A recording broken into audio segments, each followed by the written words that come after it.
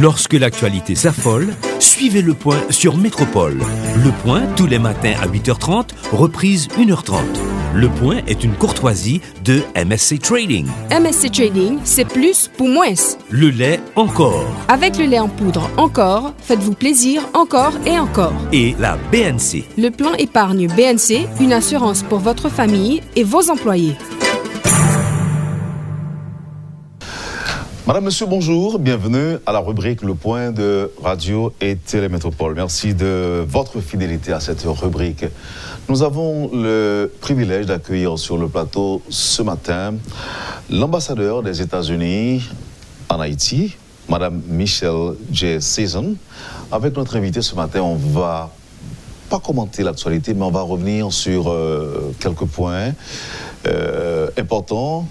Et on va parler de coopération, on va parler de cette réunion également qui a eu lieu récemment entre le président des États-Unis et le président haïtien. Je remercie l'ambassadeur Sisson d'avoir accepté d'être avec nous à Métropole ce matin.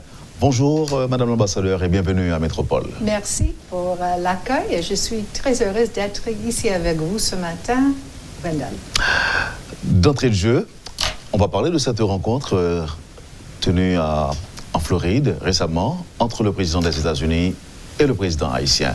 Est-ce qu'il y a eu des engagements formels entre les deux présidents en termes de coopération entre Haïti et les États-Unis?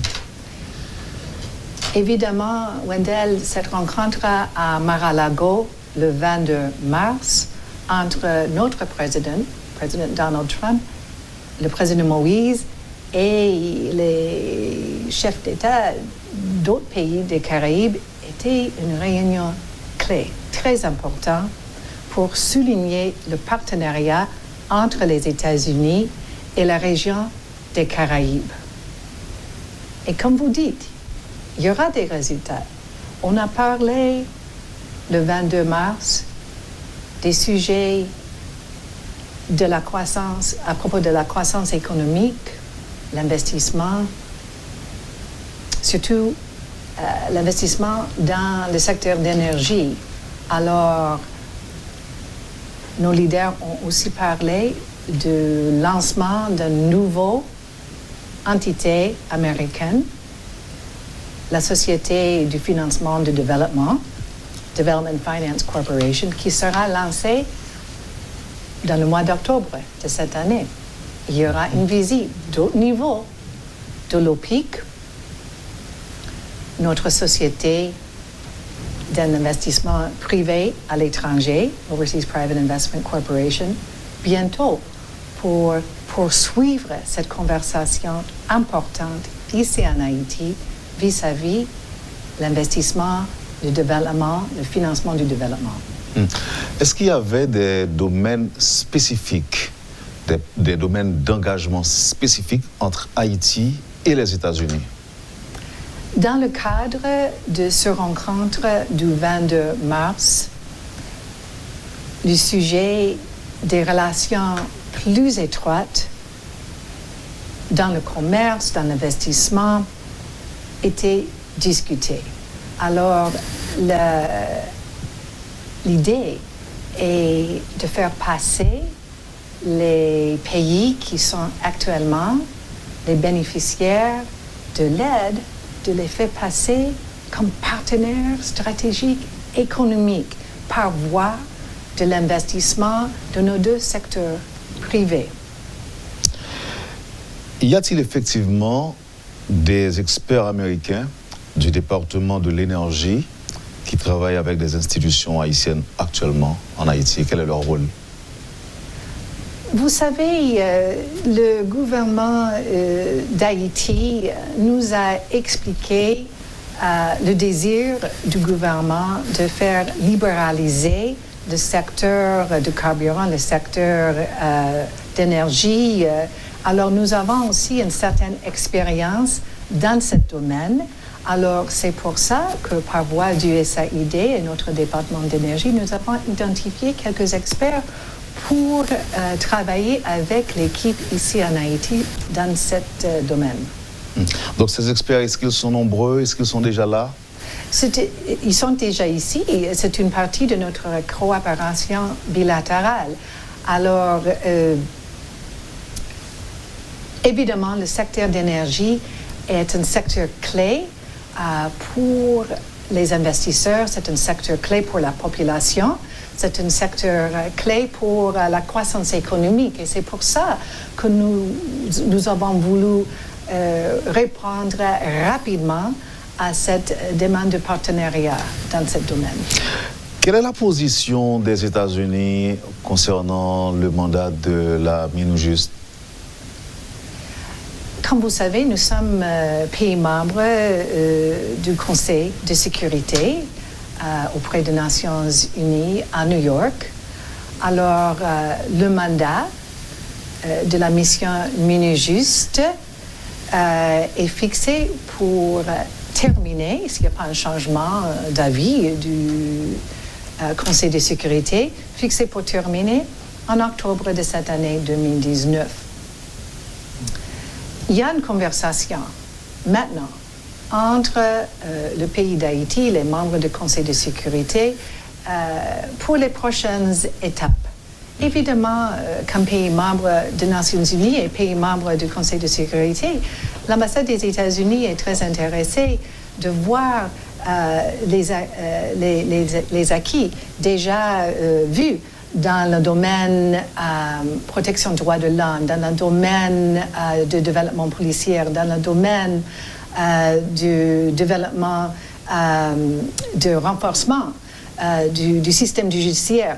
On veut bien voir tout ce progrès renforcé avec la prochaine étape. Et c'est pour ça que les membres du Conseil de sécurité, en ce moment, à New York, parlent de la possibilité d'une mission spéciale politique. Ça veut dire un autre type de mission des Nations Unies qu'on a vu dans d'autres pays, qui peut avoir des experts policiers, des experts dans le domaine des corrections, des experts dans le droit de l'homme, des experts dans plusieurs spécialités pour poursuivre ses buts et ses priorités importantes. Madame l'ambassadeur, permettez que je revienne sur la rencontre tenue entre le président, la rencontre tenue en Floride entre le président haïtien et le président des États-Unis. Est-ce qu'il n'y a pas eu de rencontre bilatérale? Deuxièmement, est-ce que le dossier du TPS avait été abordé? Si oui, qu'est-ce que nous devons savoir, même si les informations font état de décisions récentes du président des États-Unis? On parle de prolongation, mais qu'est-ce que nous devons savoir? Alors, la question a deux volets.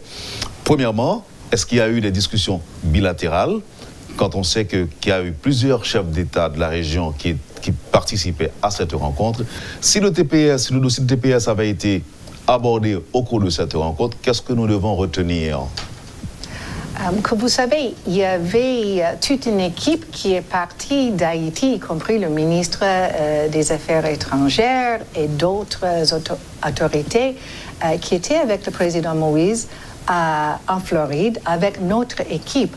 Alors, nos équipes ont discuté toute la gamme des sujets, y compris, par exemple, l'importance de la coopération pour adresser les désastres naturels, les tempêtes tropicales, les ouragans, etc. Alors, c'était une partie des conversations le 22 mars, et aussi, il y avait une conférence ministérielle le 12 avril à Miami entre les pays des Caraïbes et notre sous-secrétaire d'État adjoint, M. John Sullivan, sur cette question de la réponse et la coopération et la collaboration pour adresser et faire face aux catastrophes naturelles. Alors, il y avait toute une gamme, pas uniquement la croissance économique et l'importance du secteur privé et l'investissement, mais aussi la collaboration dans ce domaine également. Vous avez fait mention du TPS. Comme vous savez, Wendell, il y avait une décision récemment à Washington que le statut des protections spéciales vis-à-vis l'immigration, Temporary Protected Status, sera prolongé jusqu'en janvier 2020, l'année prochaine. Possibilité de nouveaux renouvellements après janvier? Vous ne savez pas? Nous avons déjà annoncé la nouvelle date du janvier 2020. On doit attendre s'il y a d'autres développements. Est-ce que Haïti peut compter sur un accompagnement des États-Unis à l'occasion des élections annoncées pour la fin de cette année? Est-ce que Haïti peut compter sur les États-Unis? Vous avez vu, Wendell, dans nos déclarations publiques et dans les déclarations, peut-être vous avez suivi de plusieurs visiteurs récents de Washington, y compris notre sous-secrétaire d'État adjoint pour les affaires politiques, M. David Hale, le sénateur Marco Rubio, qui est ici aussi le mois dernier. On a souligné l'importance de l'alternance politique, l'importance du dialogue, l'importance d'avoir des élections législatives et locales. Nous avons, depuis plusieurs années, une coopération, une collaboration par voie de notre entité IFES, la Fondation internationale pour les systèmes électoraux, qui est en collaboration pour renforcer la capacité du CEP. Nous avons aussi plusieurs autres programmes pour encourager la forte participation de la population dans les élections, y compris les programmes pour encourager des femmes candidats, pour encourager la participation des jeunes. Et ces programmes sont plutôt gérés par nos instituts, International Republican Institute et notre National Democratic Institute, qui travaillent avec les acteurs sur le terrain, les ONG, les partis politiques, pour cet encouragement d'une forte participation de la population dans la vie politique du pays. C'est ça. Donc, en d'autres termes, Haïti peut compter sur les États-Unis. Nous sommes un partenaire dans plusieurs domaines, Wendell, dans le renforcement de la démocratie, la gouvernance, la lutte contre la corruption, dans l'éducation, la protection de l'environnement, dans la santé, bien sûr, dans tous ces domaines. J'ai entendu dire que les conditions ne sont pas encore réunies pour la tenue des élections. Quelle est la position des États-Unis par rapport à ça? Nous avons souligné... Alors, conditions sécuritaires, je veux dire. Nous avons souligné l'importance d'abord du dialogue. Et par ça, je parle d'un dialogue, une conversation, si vous voulez, entre les acteurs politiques, économiques, sociaux, les jeunes, les femmes, tous les concernés. Un dialogue qui est inclusif, un dialogue de bonne volonté, un dialogue de la bonne foi. Alors, nous voulons encourager cette conversation entre les Haïtiens, mais évidemment, ce dialogue, cette conversation doit être lancée par les Haïtiens pour les Haïtiens. Oui, vous avez parlé, Madame l'ambassadeur, de l'alternance politique, jusqu'où c'est important pour les États-Unis.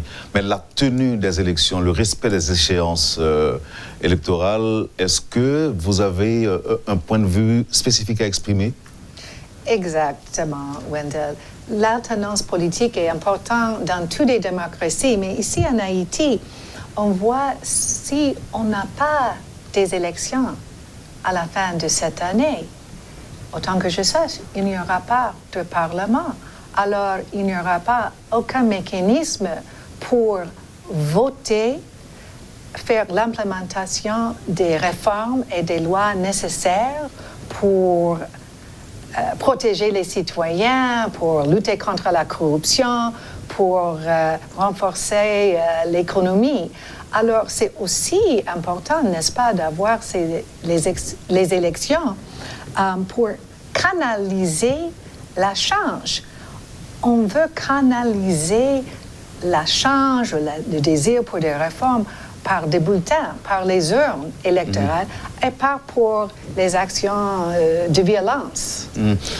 Est-ce que vous êtes en train de nous dire, si les élections n'ont pas lieu cette année, l'aide américaine à Haïti risque d'être bloquée en 2020? Oui, de ce que j'ai dit, et c'est un sentiment que plusieurs de nos visiteurs récents ont aussi partagé, l'alternance politique, les élections transparentes, crédibles, vont renforcer la stabilité ici en Haïti. Et c'est pour ça que ces élections prévues pour la fin de cette année sont si importantes, les élections législatives et locales. Pour revenir à la question relative à la position haïtienne exprimée par rapport au Venezuela, Petro-Caribé, qu'est-ce que ça vous dit?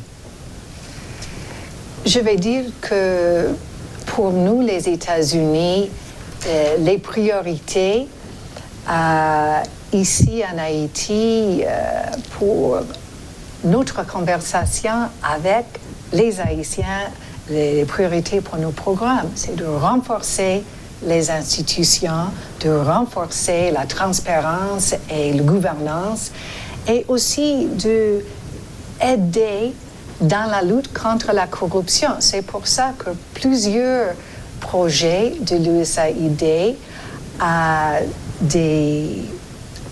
des efforts dans le projet pour promouvoir ces buts, pour adresser ces défis. Vous avez parlé de Petro-Caribé. Nous voulons voir un Haïti où il n'y a pas d'impunité. Il n'y a pas d'impunité pour n'importe quelle question de la corruption, y compris la question de Petro-Caribé.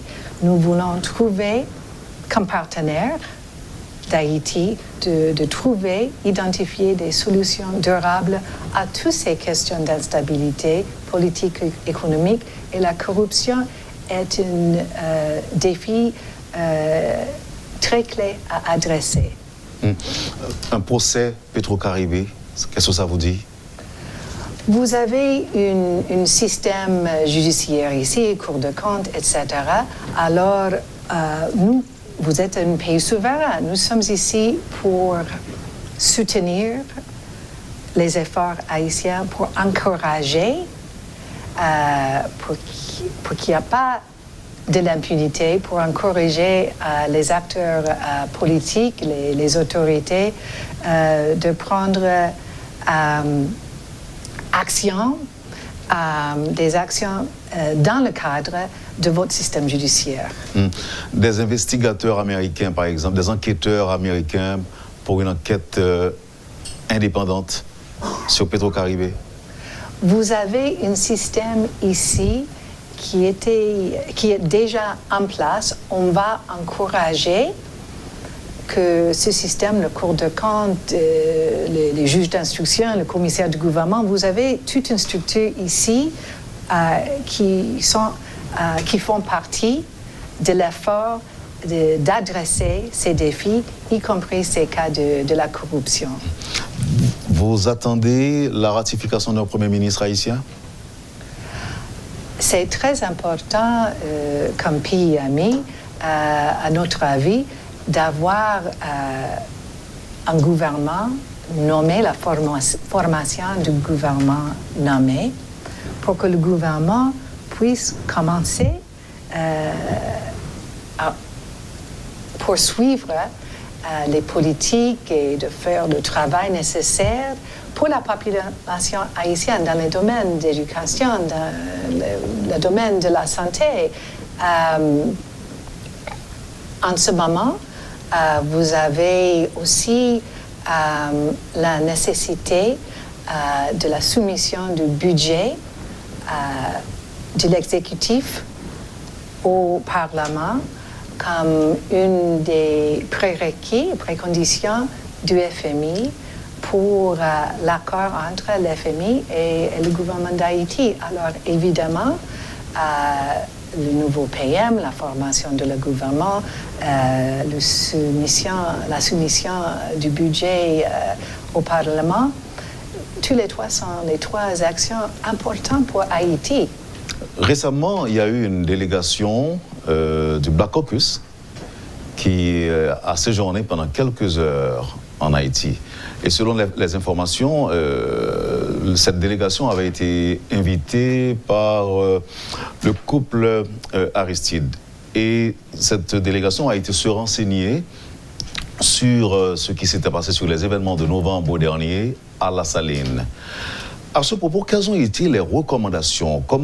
Qu'est-ce que l'ambassade avait produit comme rapport au département d'État sur ce qui s'est passé à La Saline?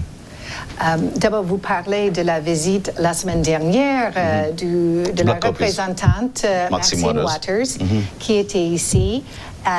Elle était avec nous, je vais dire, aussi pour visiter un de nos projets à l'hôpital Saint-Damien, petit frère, petite sœur, pour voir le bon travail de l'USAID et CDC, Centers for Disease Control, dans la lutte contre le sida-VIH et dans la promotion de la santé maternelle infantile. Alors, la délégation a aussi reçu un briefing à notre ambassade sur les actualités politiques, économiques, sociales. On a parlé des événements à La Saline, du défi qui confronte Haïti ces jours-ci, de l'escalade de la violence.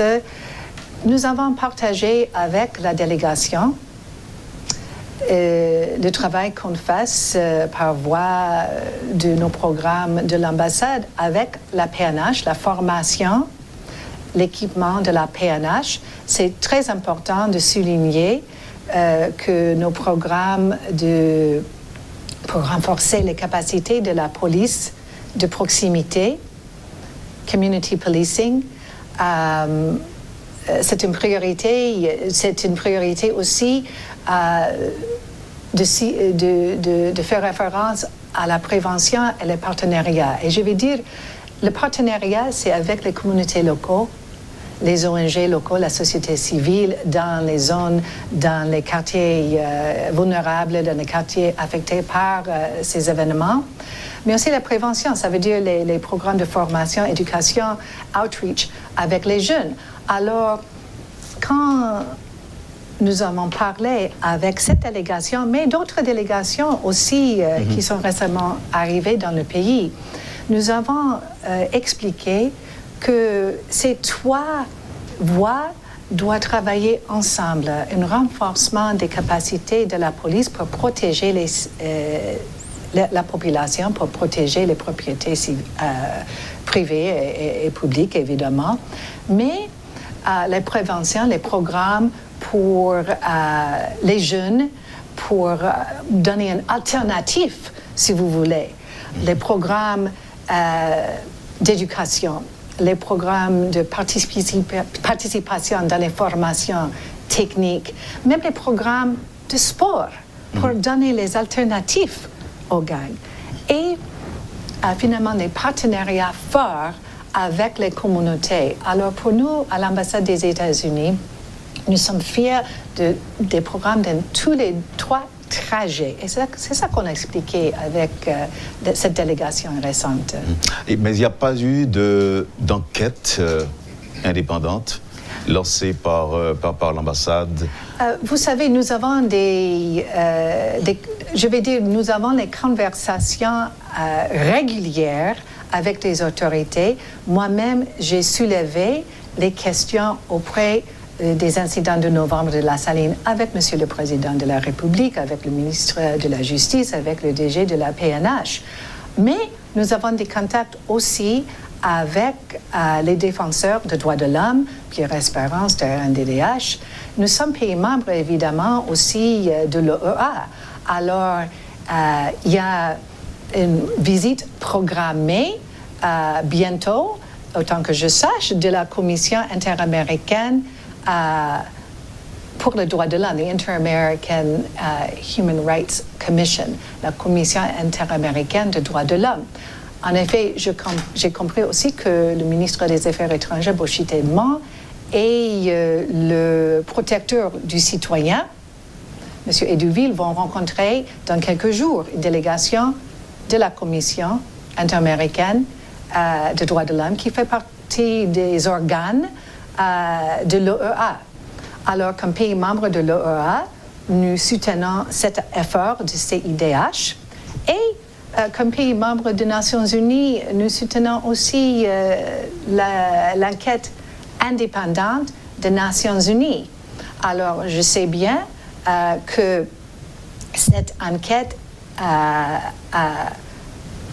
a eu lieu déjà dans les semaines récentes, que les résultats seront expédiés à Genève et au secrétaire général des Nations Unies et qui bientôt, dans le Conseil de sécurité et auprès des Nations Unies, on aura le rapport du secrétaire général avec plusieurs détails de cette enquête. Selon l'opposition politique, l'opposition haïtienne par rapport au pouvoir en place, la position exprimée par Haïti par rapport au Venezuela serait donc le résultat de quelques promesses faites par les États-Unis à Haïti. Cette position, on parle même de revirement de la position haïtienne par rapport au Venezuela. Est-il vrai qu'il y a eu des promesses faites à Haïti pour l'inciter à changer de position par rapport au Venezuela, Madame l'ambassadeur? Haïti, le gouvernement d'Haïti, Haïti a pris la décision correcte pour le peuple d'Haïti de soutenir la démocratie au Venezuela, de soutenir la protection des droits de l'homme au Venezuela, de s'adresser à la crise humanitaire au Venezuela qui a déjà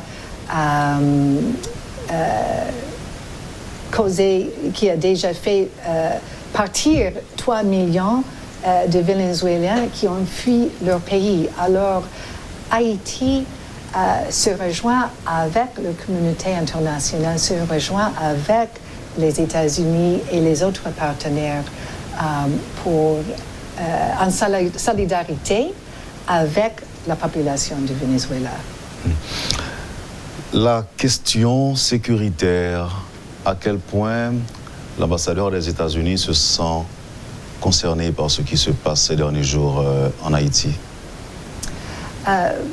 On a vu la semaine dernière les incidents à Carrefour-Feuille. On vient de parler tout à l'heure des incidents à La Saline. Évidemment, nous sommes très concernés, comme tous les autres pays amis et pays voisins. On veut insister sur les enquêtes indépendantes, sur ces questions, les allégations d'abus de droits de l'homme qui étaient soulevées par la société civile.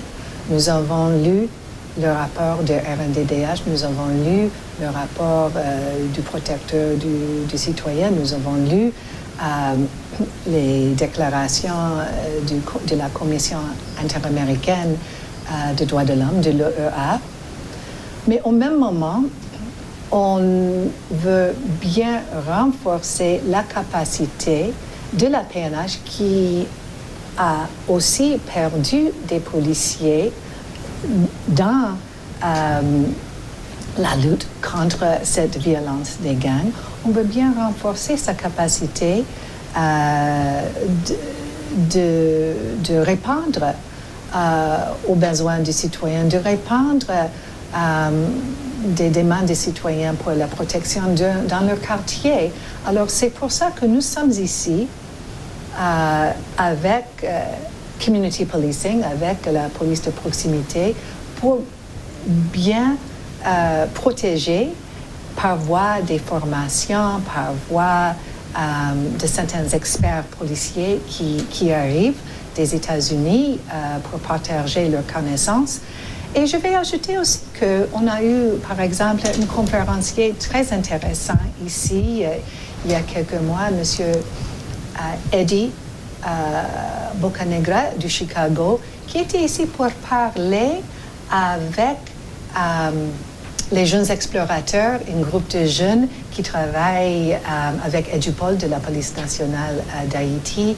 Il a aussi visité un centre pour les jeunes qui étaient délinquants. Mais c'est un monsieur américain qui était membre du gang il y a plusieurs années. Il était en prison pour 14 ans. Mais il a suivi ses études, il a pris sa maîtrise et maintenant il travaille avec les jeunes de Chicago pour faire la prévention. Ça veut dire que pour décourager les jeunes de même penser à une vie d'être membre du gang. Alors par voie de tous ces programmes, le développement policier, le soutien aux ONG, mais aussi de partager nos connaissances parce que ce défi de la violence des gangs existe dans plusieurs pays du monde, dans notre pays, dans d'autres pays de la région aussi. Donc la coopération bilatérale ne va pas au-delà de ce qui existait avant. La visite d'une équipe d'autres niveaux de l'OPIC dont j'ai parlé va décrire la création, comme j'ai dit, de la nouvelle société du financement du développement, Development Finance Corporation. Notre congrès a passé une loi il y a quelques mois, the BUILD Act, et cette nouvelle entité aura un budget global de 60 milliards de dollars américains pour le partenariat entre le secteur privé et les investisseurs et les hommes d'affaires et les femmes d'affaires pour renforcer ces possibilités d'investissement dans les pays à l'étranger. Et Haïti est parmi les partenaires de priorité pour ces programmes. Alors, vous aurez bientôt j'espère, des news flash sur cette visite. Un dernier point, Madame l'ambassadeur. Des Haïtiens n'apprécient pas toujours les warnings destinés aux visiteurs. Haïti, aujourd'hui, ne serait pas un pays destination à destination touristique selon le classement du département d'État. Qu'est-ce qui peut être fait pour, je dirais, enlever ces messages décourageants pour Haïti? Qu'est-ce qui doit être fait? Est-ce que c'est aux Haïtiens de faire quelque chose ou bien notre pays ami, les États-Unis, ne peut pas faire quelque chose non plus ou encore ne peut pas revenir sur ces messages à répétition qui découragent des étrangers à venir en Haïti? Vous savez, Wendell, une des responsabilités les plus importantes du département d'État américain et ses ambassades et consulats à l'étranger, c'est la protection des citoyens américains. Et c'est pour ça que nous avons créé, il y a plusieurs années, ce système mondial, ce système global des travel advisories, les avis de voyage. Si un Américain est en train de planifier un voyage, il va chercher des informations sur la loi, sur le pays en question. Alors, c'est un service que les départements d'État fournissent aux citoyens américains vis-à-vis leur voyage à l'étranger. Alors pourquoi les Haïtiens ne sont pas trop contents de ce classement? C'est parce que l'on met Haïti sur le même rang que des pays où il y a toujours des attaques terroristes, des bombes la mort. On vit la mort dans ces pays. Pas une journée sans des attaques mortelles. Et selon eux, le département d'État exagère à travers les avis de voyage. Comme j'ai dit, Wendell, c'est une priorité pour le département d'État de partager avec les citoyens américains les informations de la situation locale dans tous les pays du monde. Mais je vais ajouter, et c'est important, le département d'État analyse et réanalyse régulièrement les développements. Alors, chaque quelques mois, il y a une réévaluation de la situation. Je vous remercie infiniment, Madame l'ambassadeur, d'avoir accepté d'être avec nous ce matin. Merci d'avoir fait confiance à Métropole. Si je peux ajouter en anticipation, Wendell, comme aujourd'hui c'est mardi, et je sais que vendredi de cette semaine, le 3 mai, sera célébré comme la journée internationale pour la liberté de la presse. Je voudrais bien souhaiter à vous, à vos confrères et consoeurs des journalistes, bonne fête et bon travail, pas uniquement le 3 mai, mais pour tous les 365 jours de l'année. Merci, Wendell. Je vous en remercie, Madame l'ambassadeur. Merci encore une fois, bonne journée et à bientôt. Merci. Voilà, Madame, Monsieur, pour la première partie de la rubrique Le Point de Métropole, l'ambassadeur des États-Unis, Madame Michelle J. Season, était donc notre invitée. Merci, à tout de suite après la pause. Le Point est une courtoisie de MSC Trading. MSC Trading, c'est plus pour moins. Le lait encore. Avec le lait en poudre encore, faites-vous plaisir encore et encore. Et la BNC. Le plan épargne BNC, une assurance pour votre famille et vos employés.